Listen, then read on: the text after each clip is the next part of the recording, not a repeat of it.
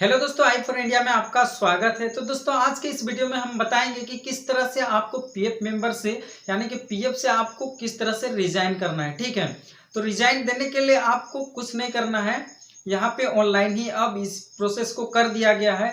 चूंकि इसे offline process किया गया था और ये कंपनी में जाके आपको यहाँ पे ऑफलाइन ही वेरीफाई करना पड़ता था रिजाइन देने के लिए, लेकिन अब इसे गवर्नमेंट ने ऑनलाइन कर दिया है। अब आप घर बैठे ही अपने मोबाइल फोन से या फिर किसी कैफे में जाके आप यहां से रिजाइन कर सकते हैं। तो रिजाइन किस तरह से करना है, इसके लिए आपको वीडियो को अंत तक देखना है। वीडियो को इसकी बिल्कुल भी मत कीजिएगा, वीडियो पे बने रहिएगा। ठीक है, तो अगर आप पीएफ मेंबर हैं, आपका पीएफ कटता है और अगर आप चाहते हैं कि हम पीएफ से यहाँ पे रिजाइन दे दें या फिर पीएफ से हम बाहर आ जाए, तो उसके लिए एग्जिट बटन का यहाँ एक प्रयोग किया गया है, जिसपे आपको क्लिक करके डायरेक्टली एग्जिट हो सकते हैं।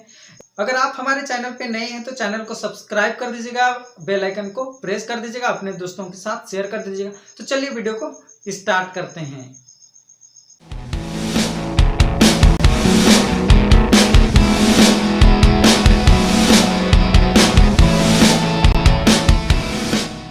तो सबसे पहले आपको इस वाले पेज पे आना है और इस वाले पेज पे आने के लिए आपको यूएएन लॉगिन टाइप करना है, फिर सर्च कर देना है। फर्स्ट वाला ऑप्शन को आपको सेलेक्ट कर लेना है। अगर आप मोबाइल फ़ोन से कर रहे हैं तो डेस्कटॉप मोड को ऑन कर दीजिएगा। अगर आप डेस्कटॉप मोड को ऑन करते हैं तो आपका फ़ोन कंप्यूटर की तरह चलने लगता है।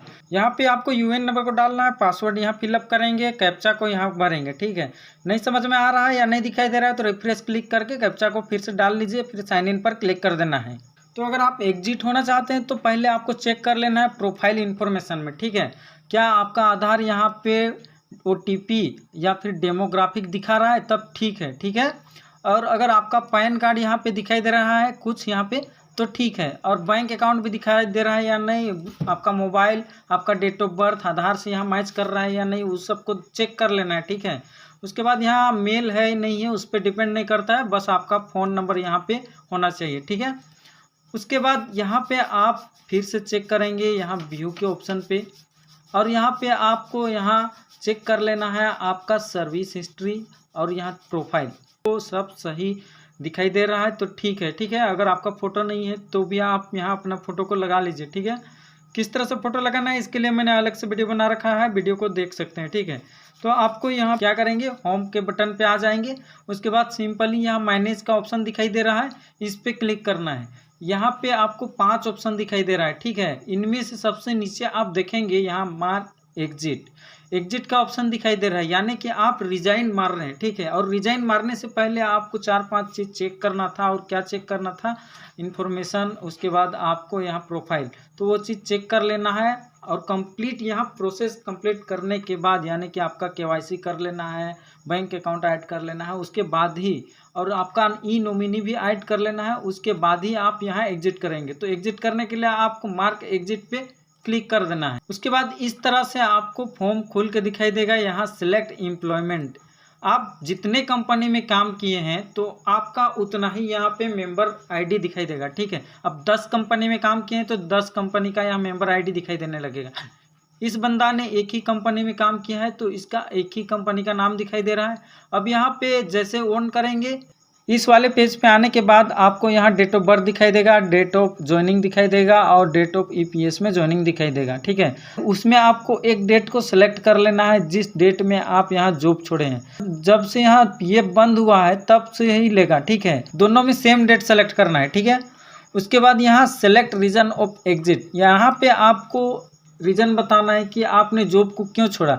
अगर आपका रिटायर हो गया है तो आप रिटायरमेंट सेलेक्ट करेंगे। परमानेंट डिसेबलमेंट करते हैं, अगर आपको आपका पैर टूट गया, आपका कुछ भी हो गया, उसके बाद आपने जॉब करने के लिए कंपनी में कभी गया ही नहीं, तब आपको इस वाले को आपको सेलेक्ट कर लेना है। ठीक है, और अगर किसी इनमें से और किसी अन्य रीज़न है आपका जॉब छोड़ने का तो आप यहाँ से सेलेक्ट कर लेंगे। ठीक है, सबसे नीचे वाला ऑप्शन को, अगर आपको यहाँ नहीं दिखाई दे रहा होगा क्योंकि मेरा यहाँ जो स्क्रीनशॉट का वीडियो है वो अलाउड नहीं है, लेकिन मैं स्क्रीनशॉट आपको यहाँ से दे दूंगा। ठीक है, आप मत घबराओ। तो आपको यहाँ से सेलेक्ट कर लेना है। उसके बाद यहाँ चेक करने का एक ऑप्शन दिखाई दे रहा है, इस पर क्लिक कर देना है। उसके बाद यहाँ रिक्वेस्ट ओटीपी का ऑप्शन है, इस पर क्लिक कर देना है। जैसे इस पर क्लिक करेंगे यहाँ पे पूछा जा रहा है how you read the point carefully.